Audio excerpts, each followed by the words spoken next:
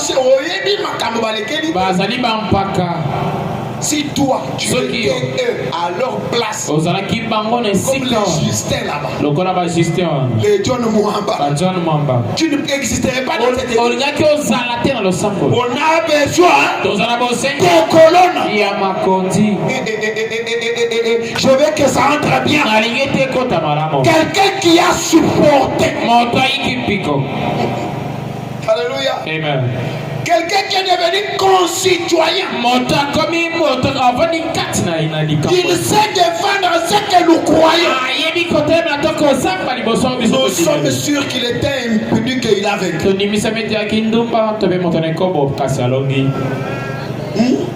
Il était cupide, mais il a vaincu. Il était brutal, il a vaincu. C'est lui qui vaincra. Je ferai de lui une colonne dans le temple de mon père. Toi, tu es devenu colonne comment? Alors que tu n'as pas encore vaincu. C'est pourquoi je disais pendant qu'on mangeait, il y a des gens du temps passé et il y a des anciens.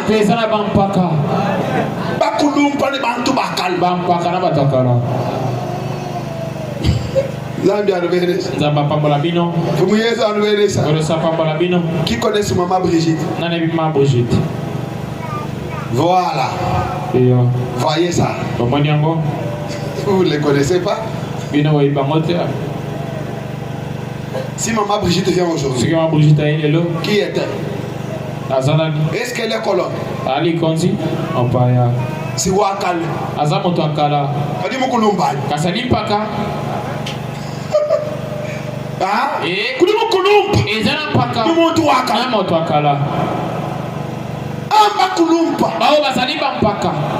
Quand on mangeait les patates sans sel,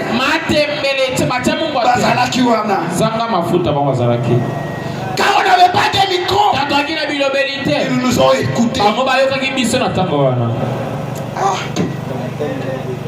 Et il y a des gens qui étaient venus. Ils ont dit, mais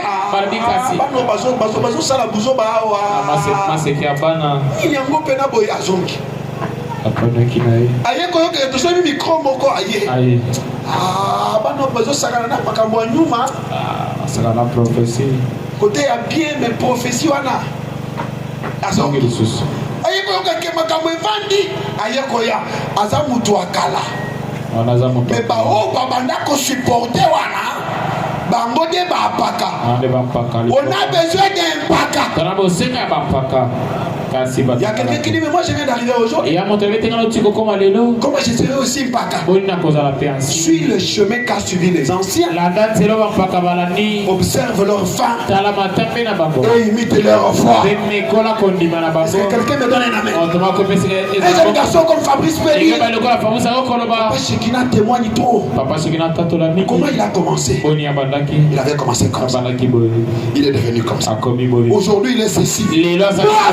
Moi Fabrice, je suis ses pas. Je serai aussi comme lui. Je serai aussi comme papa. Je serai comme mon pasteur. On a besoin des colonnes. Est-ce qu'une colonne peut saluer la colonne autre? Vraie colonne. Que le Seigneur vous bénisse. Que Dieu vous bénisse. Que Dieu vous bénisse. Les colonnes, que Dieu vous bénisse. Colonne. Yo mona ka colonne abanga ka mupepe. La colonne d'une maison. Abanga mupepe. Monsieur ka bangi mupepe ndako gobe. Amen. Amen. Un véritable fils de Dieu ne peut pas quitter l'église en cas de secousses. Quand les secousses viennent, et s'il mais ce qui est au long,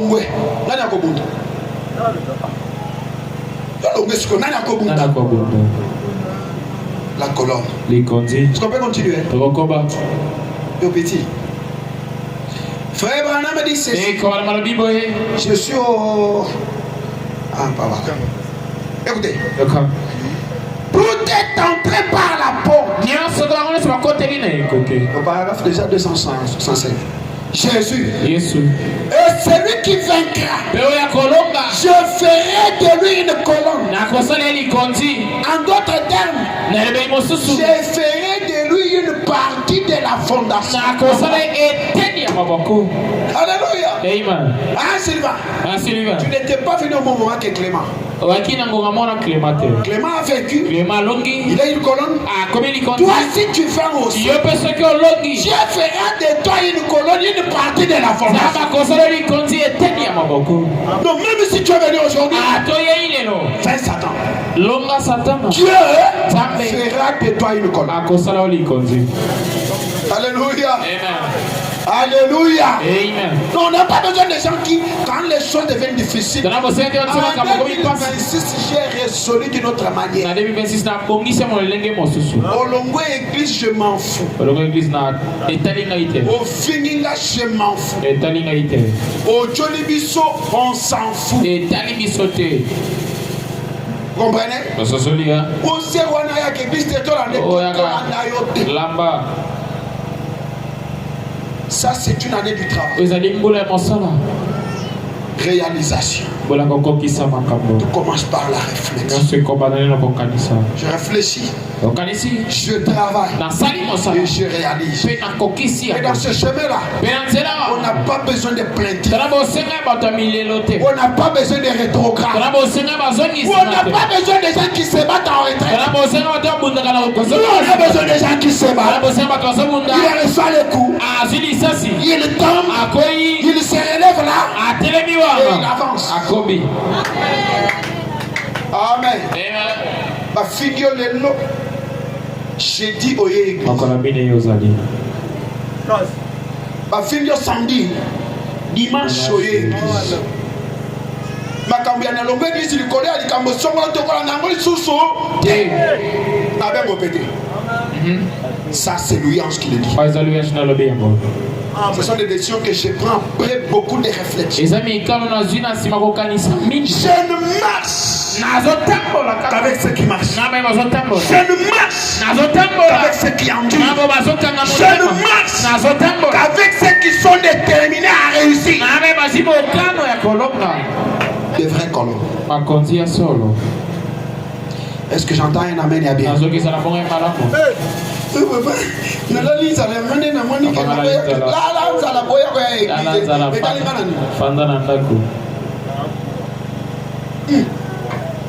On a été très indulgents. À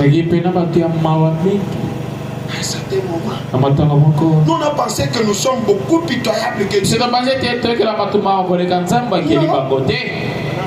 C'est Dieu le miséricordieux. Il faut laisser certaines choses aller à la manière de Dieu. Vous savez, selon le plan de Dieu. Il savait qu'aujourd'hui, cette soeur, Maman Émilie, serait ici, sur cette chaise, habillée en ses habits, portant ses lunettes. Dieu, avant la fondation du monde, il le savait. Comme ça. Est-ce que vous comprenez ça? Dieu savait qu'aujourd'hui c'est André qui m'amènerait ici avec ce carton de papier mouchoir. Dieu savait ça. Même le jour où tu prends la décision de quitter l'église, Dieu sait. Nous à un certain moment on prend la place de Dieu.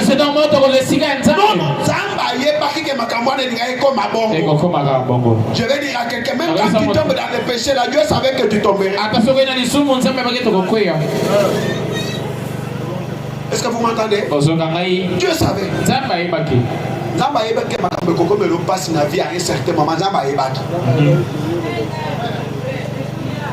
Rien ne lui est secret. Rien n'est un hasard devant. Nous, nous pouvons être surpris. Amen. On a besoin des gens qui disent ça marche pas. Je tiens. Ça marche. Je tiens. Je n'ai pas mangé. Je tiens. Le jour où je mange, je vais tenir encore. Mais je suis là. J'ai vu les chroniques du pasteur Dick. Le pasteur dit, je ferme les portes aux parents. Je prêche les jeunes pendant 6 mois. Vous les parents restez chez vous. Même si un croyant de Dieu est ici et que l'église est ici, le dimanche il est là. Il ne vient pas ici.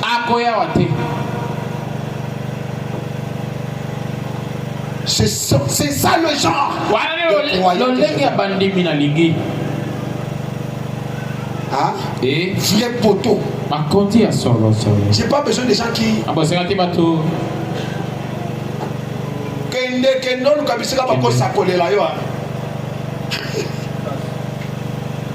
Est-ce qu'on est clair?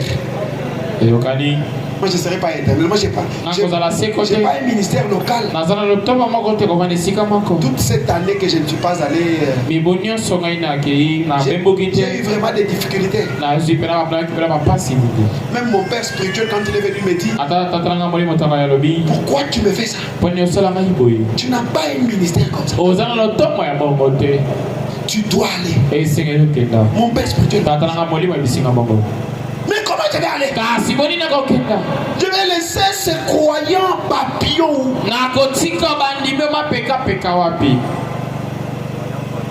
Le pasteur Agabisu nous a prêché le dimanche 10 ans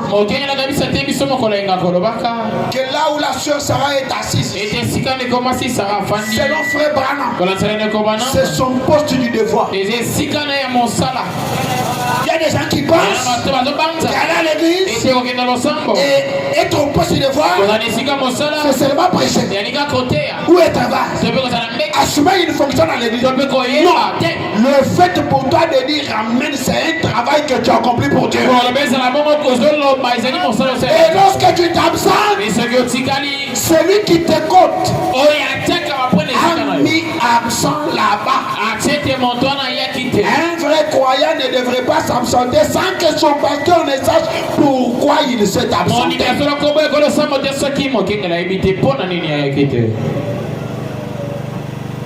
Amen. Hein? Amen. Tu veux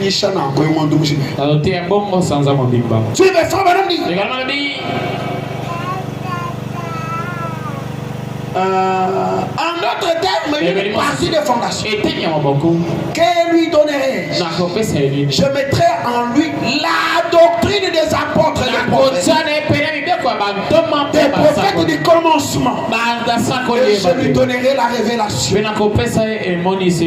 Qu'est-ce que le prophète avait dit à son sujet? Il est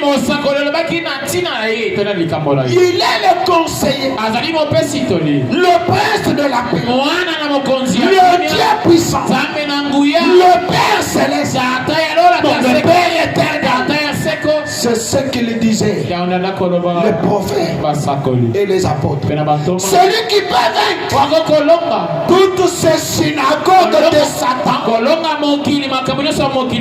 Non, papa, interprète bien. Celui qui peut vaincre toutes ces synagogues de Satan.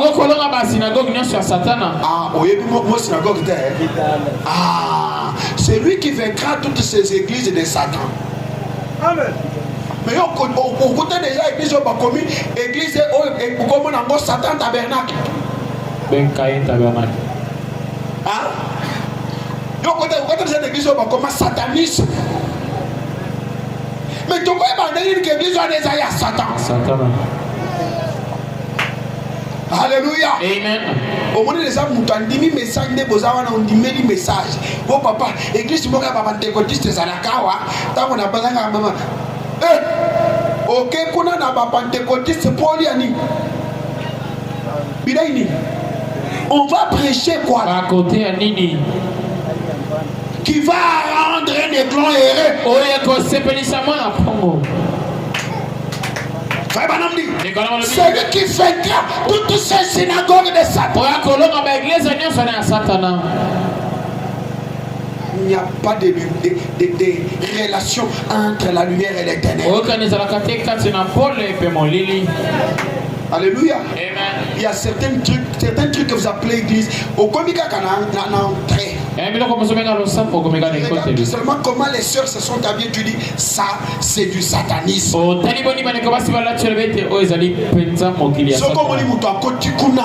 C'est que dans mon thème, tu sais combien tu seras séduit si tu es un frère? Combien tu seras séduit? Qui sera bien habillé dans cette église? Quand vous êtes venu, vous avez trouvé des protocoles femmes. Est-ce que d'abord le mot protocole est dans l'église? Protocole dans la Bible, les alliés. Protocole, ça y est. Protocole dans la Bible, les alliés. Dans la Bible, il y a le mot diacre. Il y a le mot diacre. Et ceux que vous voyez à la porte là debout là, ce sont des diacres. Oui, oui. Diacre. Pourquoi je demande à leur président là des diacres de se marier cette année 2026? Tu te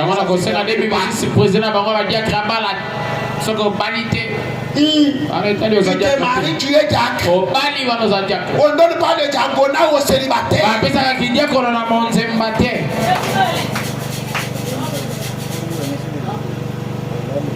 Et le diaconat n'est pas fait pour des femmes.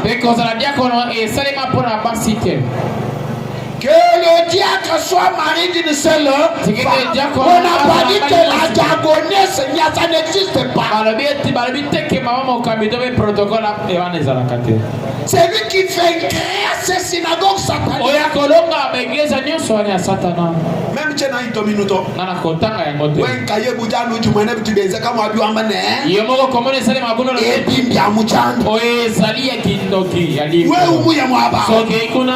papa.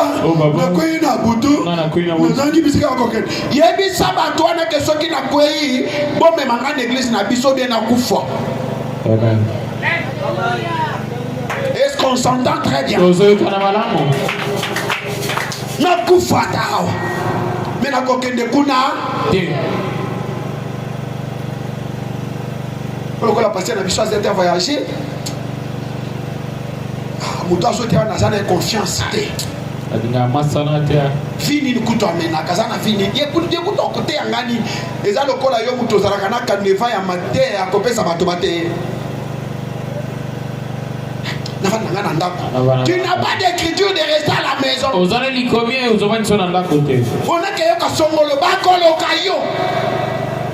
je vais donner un exemple ici. Il y a une fiche qu'on a mis la main par un pasteur à Lubumbashi.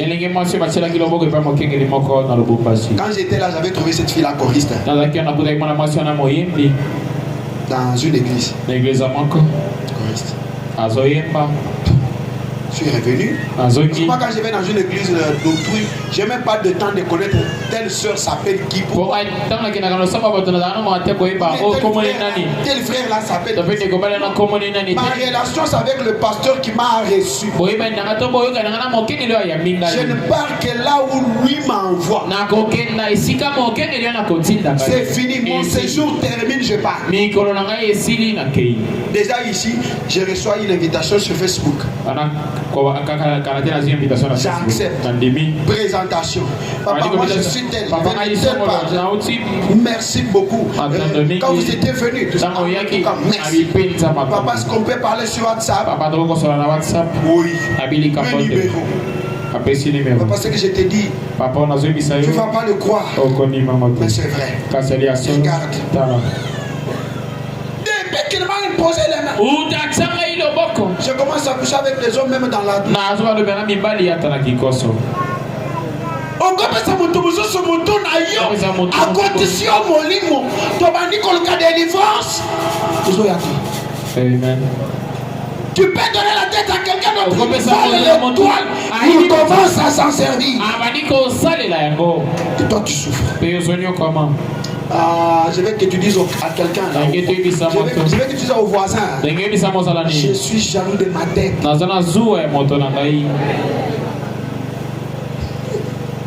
Alléluia. Amen. Que Dieu vous bénisse. Écoutez. Ok. Celui qui vaincra toutes ces synagogues de Satan et se garder libre et ferai de lui une colonne.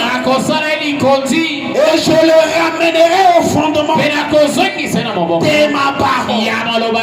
Dans la maison de mon père. Oh là là, je le mettrai juste là. Dans cette colonne. Dans le fondement. Là où ils s'en tiennent juste à la parole. Frère Branham dit Amen. J'aime cela. Frère, c'est bien. Peut-être que j'agis drôlement. Mais je me sens bien. Très bien même. Alléluia. Amen. Branham dit ceci. Celui qui vaincra, je ferai de lui une colonne dans le temple de mon Dieu. Et il n'en sortira plus. Une colonne ne quitte pas lui. Le plus, là, c'est le superlatif. Il n'en sortira plus. Une colonne. C'est pas quelqu'un qui s'est attaché. Celui qui s'attache peut se détacher. Mais celui qui est né, il n'a pas moyen de mourir là-bas. Il n'a qu'un seul choix. Comme je suis né, moi je suis un Mwamba. Cela veut dire que je sors de la famille Mwamba. Je suis un Mwamba. Béa mon fils, c'est un Mwamba. Quand il mettra au monde un enfant, c'est un Mwamba. Il n'y a pas possibilité à Kolonga famille Mwamba. Ah? C'est Bolomba Ani, non? Ani Bolomba. Il y avait encore qui Bolomba ici? Myriam Bolomba. Bolomba. Moyen Olonga Vobima na famille Bolomba. Exacté. Pourquoi? Tu n'es pas quelqu'un attaché. Tu es né là. Est-ce que quelqu'un m'entend? Est-ce que quelqu'un m'entend bien? C'est comme ça avec les colonnes. Une colonne ne sortira jamais de lui. C'est Branham qui l'a dit. Je ferai de lui une colonne dans le temple de mon Dieu. Et il n'en sortira plus. Tu vas trouver une colonne qui quitte l'église, il faut te supplier. Est-ce que tu es colonne? Tu es sorti comme? C'est que tu étais entré. Ok. Comme tu étais entré, tu peux sortir. Mais si tu es né, le sang de cette église coulera dans tes veines. Or, le sang de cette église, c'est le sang du Seigneur Jésus. Alléluia. Amen. Tu ne sortiras pas. Pourquoi tu es né là-bas? Tu es déjà devenu un chrétien. Et c'est comme mon Christ. De la génération de Nyenge. C'est ma génération. Ouais. Vous allez faire allez, j'ai bien dit. Pardon, ne postez pas ça. Je ne veux pas avoir de problème. Oui, il a dit que c'est sa génération. Pardon.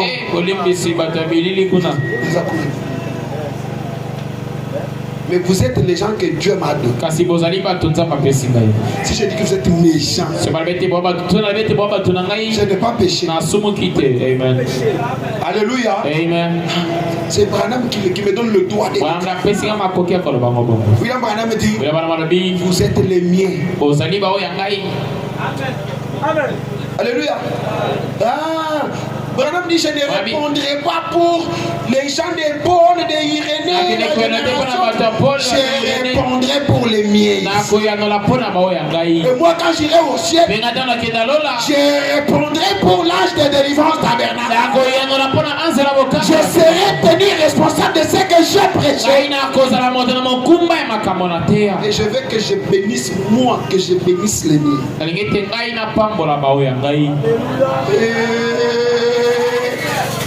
D'ailleurs, je voulais vous demander pardon et vous dire que je vais changer. L'année 2025. 2025, j'étais tellement nerveux. Sur les nerfs. Et mais cette année, à beaucoup, il s'en va torcher. bato nyonso na fioto la pona bango to ba nya nyonge la bolimbisa kale zambe wanya nufile kabisa zambe na ngalimbisa bebino echichi mwechi mbula oyo kilomba jani keleza mujimeo bo senga ngetekeleza mobimba ofuka bebete nzambe kwanishi kwanyengela tumusoti to ni matemo salino anyonga te maru sota ufikite tinza wayu kulle kabonyo sepesa ka ekanda kenda bosika esili ondingeza na nkwa bona kosala bongo meme tukate ba matériel difficulté ba ngazo ka mikano penza la pasi bonto shinduluka muluta tube bona bongo la kapela pasi ndingeza na nkwa na kosala bongo wewe mwana nweza maru chinga kula so nga sala makamana lo bati ka mwambu muna mwaje ezao na lobi na kati na ngai akula bwa to na koloba likambo te na ndondolelo muntu to na kolandela motu te iyo sudi muntu wese benda bomo yeso moto kosala na so wena masangi to ba mukwata mukulu wake ata sali kindo ba kangena kulwa jinyi sadi tanzania na kotiele bana nzamba jinga kula bwa na ba likambo wana te aza batuma lo bana no mambi achikina ba motela ngashikina okusela obalit jisanga kadudi na muntu baka esingozana mona libala wana muntu mwana bone bwimbo wake omoni ningeza to abanyane ba omoni lengi toka bona bilengi wana basi lobana ino soki bilengi wana tozoka nayo binyo nyindeke sikona kotika ndekele bishi na tiki boni Clement ujukuluka Clement soko kwe akuluke bwalu bwende akoye itali munjiji senya zange ina tele bana nzambe boy ni même nangai l'église mo nous allons derrière la parole de simani loba tukola pambe loba to bakyo libanda ukunza meso otelimi sukuna kuyube sanga binyosoke okati asusu kite ulokole ngedi buya misumba okoyi bande fuloka liboma fude gadara kwasi esili wewe ka yepe yomoko wokujituba kaza yomoko ndo biche na mobulu yeza bene smooth kamba lo sapo mala moto songolo dis au voisin que moi je suis une colonne ibisa modala tenga ina zalili konti anu waambia kanengo lobia tukumuna biunji na imabe umba maisha tomono jedi a ozoka matia colonne likonti amen mbito no kama ni tumvu mifondo ya colonne moteka na bete toka makomi ya colonne anta bwa zo mususu donne-moi dès ce moment prêché le 13 juillet 62 le paragraphe 95 on dit ceci dans une autre tradition, c'est 213. Nous entendons parler ce soir de beaucoup de décisions.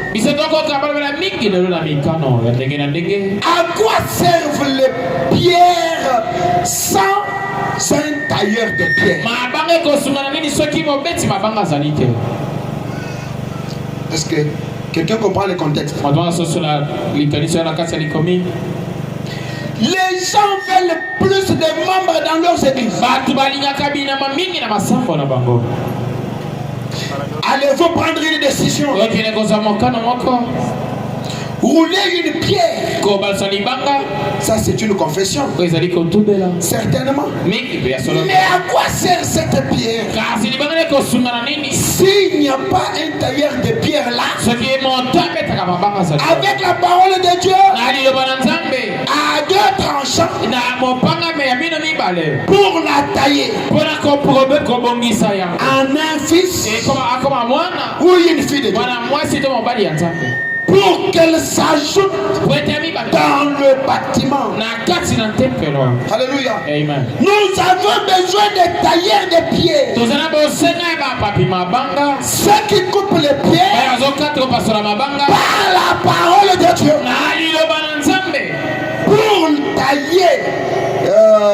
Pour tailler les confessions et les transformer en de vraies et authentiques colonnes de l'église de Dieu.